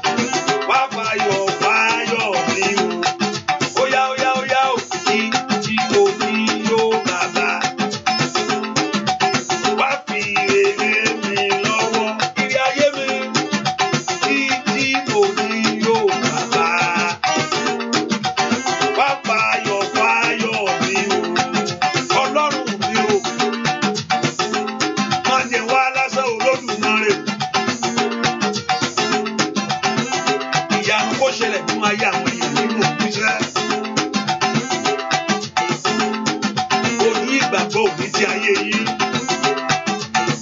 Bàbá tí mo fi ó bàbá. Wá fi rẹ́lẹ̀ mi lọ́wọ́. Tí mo fi ó bàbá. Wá báyọ̀ báyọ̀ mi o. Ó yá ó yá ó yá ó yá ó yá ó. Tí mo fi ó bàbá. Ẹ má jẹ́ ń jí lásán o. Wá fi rẹ́lẹ̀ mi lọ́wọ́. Ẹlẹ́dàá mi sẹ́. Tí mo fi ó bàbá. Wá báyọ̀ báyọ̀ mi o. Onídìí tí mo fi ó bàbá. Wá fi rẹ́lẹ̀ mi lọ́wọ́. Ọlọ́run o. Ìjì mo fi ó bàbá. Wá báyọ̀ báyọ̀ mi o. Ó yá yá yá ó yá ó yá ó. Ìjì mo fi ó bàbá. Wá fi rẹ́lẹ̀ mi lọ́wọ́. Ìjì mo fi ó bàbá. Wá báyọ̀ báyọ̀ mi o. Ọlọ́run ṣe ìyanu. Bóyá náwó agbára o. Ìjì mo fi ó bàbá. Wá fi rere mi lọ́wọ́. Ìrì ayé mi. Ìjì mo fi ó bàbá. Wá báyọ̀ báyọ̀ mi o. Bóyá pé orúkọ Jésù sọ kẹ́yìn ẹlẹ́ẹ̀kan sí fún Ọlọ́run. Tell the Lord that very day tó o ti gbà yẹn. Ọlọ́run tó pè mí tó rán mi níṣẹ́ o. Ò pè mí bí kí n lọ pariwo. Ó sì pè mí kí n kan máa sọ̀rọ̀. Ó pè mí láti fi agbára àti ẹ̀ràn ni. Ó sọ pé ìwọ ni Jésù tí mo tọ̀ àwọn èèyàn yìí wá. Ìwọ ni Jésù. You are the saviour. Ayé àwọn èèyàn yìí ò gbọdọ̀ wá sínú àdúrà ẹ̀ kán má rí ohun tí ìwọ Ọlọ́run sọ pé o fẹ́ ṣe. They can't be here on this prayer line and not see what you have said that you want to do. Ìwọ ló sọ pé o fẹ́ ṣe nǹkan. Ìwọ ló sọ pé o létò. Ìwọ ló sọ pé o fẹ́ dábìrà. Ìwọ ló sọ pé o fẹ́ tó àwọn èèyàn sílẹ̀. Ìwọ ló gbọ́ fún mi lágbára kí n máa lọ. Pé ìwọ ló ṣe ìyanu. Ìwọ ló níṣẹ́. Èmi kan mi ṣe kò sí nádà tí ń ṣe ń bẹ̀. Mo sọ pé olóòtítọ́ ni ọ́. I told them. Pé olóòtítọ́ ni wọ́n máa bèrè tiẹ̀ wọ́n máa sọ fún Ọlọ́run. Talk to God. Má gbọ́ ohun tí mo sọ o. Wọ́n ṣáà máa wí tiẹ̀ fún Ọlọ́run. Ó sọ fún wa pé olóòtítọ́ ni ìwọ Jésù yìí. You are a faithful and righteous God. Pé ò kì í parọ́. Ó sọ fún wọn pé gbogbo kò sí nǹkan tó gbé wá tí o lè ṣe. Tàbí you can do all things for them. Wọ́n náà wọ́n gbẹ́kẹ̀lé ọ. Àfẹ́lẹ́ tó bá gbẹ́kẹ̀lé tó bá ti gbẹ́kẹ̀lé sọ pé o gbẹ́kẹ̀lé. Ọlọ́run báwo làwọn èèyàn ṣe wá mọ̀ pé iṣẹ́ rẹ̀ wọ́n náà jọ tó bá láàárọ̀ ẹ pàdé oníkálẹ̀ mọ̀ pé agbára ń bẹ oníkó kó dìde ó sì dìde lójú ẹsẹ̀. Káwọn èèyàn náà lè mọ̀ pé lóòtítọ́ ni Mósè ránṣẹ́ onínáà ti bèrè oníkó mú ọ̀pá ìkó jùlẹ̀ oní ọ̀pá yìí sì dejò ó gbogbo ọ̀pá mi he swallow every other rod. Máa sọ̀rọ̀ tí ẹ fọlọ́run mọ́ gbọ́ ó gbé mi. Ó ti máa táwọn ọmọ Ísírẹ́lì bá sọ pé ta ló máa bá oníṣẹ́ báyìí fún ọ kán mọ̀ pé ó sì dojú ti Mósè. Ìgbà tó di etí òkun tí gbogbo wọn tí gbogbo ẹ̀ yá kákákáká tí gbogbo ẹ̀ lè lálálá lẹ́kọ̀ọ́ wọ̀n ríbi tí wọ́n ń gbà sí. Ó ní gbogbo wọn sọkún pé káwọn pàtó padà lọ jẹ́ padà lọ sí Íjíbítì. Ó ní mo wà ń bí náà ó ní sọ fún pé kó tẹ̀síwájú wọ́n nà pàjáde gbogbo ẹ̀ òkun gbọ́ mọ̀ bí la you divide the Red Sea. Ó fi ọ̀rọ̀ ìdí ọ̀rọ̀ rẹ̀ ìpè rẹ̀ múlẹ̀ nínú ayé Mósè. Ó dójútì ṣé Joshua dójútì ni. Gbàtà tó wá lọ sí àwọn ọmọ ẹ̀yìn bẹ́ẹ̀ ni gbogbo wọn fẹ́ pa wọn lẹ́nu mọ́. Ẹ má sọ̀rọ̀ mọ́ o ẹ gbọ́dọ̀ sọ̀rọ̀ pa Jésù mọ́. Ṣùgbọ́n there's evidence of God's miracle. Arákùnrin tó wà lẹ́nu ọ̀nà yìí gbogbo yẹn mọ̀ pé kò lè rìn. Wọ́n mọ̀ pé afọ́jú lélẹ́yìí. Wọ́n mọ̀ pé Tàbítà kò sílẹ̀ tí wọ́n ò mọ̀ jẹ́ pé ó fi ìyanu hàn. Ṣé Pọ́ọ̀lù ni lójú ẹsẹ̀ náà ni àpé ò dáwọ́ iṣẹ́ dúró. Láyé ìsìn náà àwọn tó tún pè náà Babalọ́lá ó fọwọ́ agbára hàn tí gbogbo èèyàn ń sọ̀rọ̀ wọn dòní. Bàbá Adébóyè náà ó tún fi ìyanu rẹ̀ hàn lójúkorojú tí gbogbo ayé ń rí ẹ̀ẹ́lì àkàpẹ́rù ṣáìdà mẹ́ṣídà bá kọ́ńdẹ̀rù ṣáìdà gbogbo àwọn tó ti lò tó lò yíkàbàkà ṣídàbàkúdàbàkàràbà liberuso berusa dikata yeketa liberuso berusa tayaba liberuso to peruse ketayaba liberuso to repetete ratekata libarushe te berusatia barushe berusate rabato berusata yetetetetete ay makari pori saira ona wa gba lọ́jọ́ yẹn gbogbo yẹn sì mọ̀ pé ìwọ ni Ọlọ́run libero saira mo fẹ́ gbogbo nta àwọn yẹn sọ jáde make up your side tí wọ́n ti rí gbà ó yẹ rí gbà mo fẹ́ kó bá mi fún wọn mo fẹ́ kó fún wọn nítorí ọ̀rọ̀ rẹ̀ I want you to give to them in the name of Jesus. I want them to receive it. I want them to receive it. I want them to receive it. I want them to receive it. Ó yẹ gbà, ó yẹ gbà. Ọlọ́run ìpè, Ọlọ́run tí ò ń change, that never change his word. The Lord that stand by his word. Àmú ọ̀rọ̀ rẹ̀ ṣẹ. Wọ́n láwọn ò tí ì gbà. Ó yá ẹ gbà. Ohun tó sọ yẹn gbà. Ó di mímọ̀ fún ọ. Ó di mímọ̀ fún ọ. Ó di mímọ̀ fún ọ. Ó di mímọ̀ fún ọ. Ó di mímọ̀ fún ọ. Táyé sọ pé ó tì ó. Torí májẹ̀mú ọ̀rọ̀ rẹ̀. Torí pé Ọlọ́run ò kì í dàlẹ̀ àwọn tiẹ̀.